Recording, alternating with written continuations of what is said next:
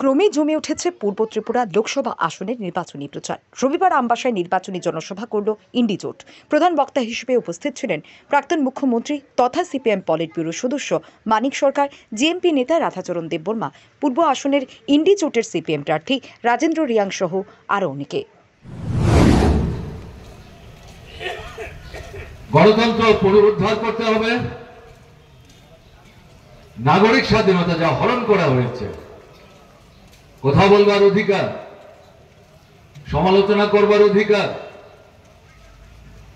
মত ব্যক্ত করা, বিকল্প প্রস্তাব সরকারের কাছে, বিরোধী দলের কাছে উপস্থিত করবার অধিকার, স্বাধীনভাবে গণতান্ত্রিক রাজনৈতিক দল গঠন করবার অধিকার, নির্বাচনে প্রতিদ্বন্দ্বিতা করবার অধিকার, দেশের যে কোনো রাজ্যে স্থায়ীভাবে বসবাস করবার অধিকার, এই যে বিষয়গুলো এই নাগরিক স্বাধীনতার মধ্যে অন্তর্ভুক্ত।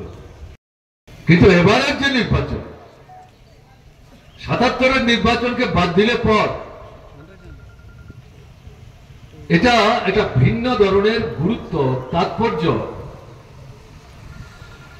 নিয়ে আমাদের দেশের ৯০ কোটি যে নির্বাচক মন্ডলী আছে, পৃথিবীর কোন রাষ্ট্রে নাই, তাদের সামনে হাজির হয়েছে। কেন? ১০ বছর যাবত বেশিবাদী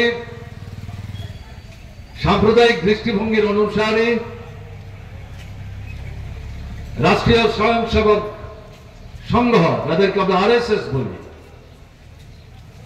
তাদের নেতৃত্বে পরিচালনায় পরিচালিত যে বিজেপি সরকার, নরেন্দ্র মোদীর নেতৃত্বে সহযোগী অমিত শাহ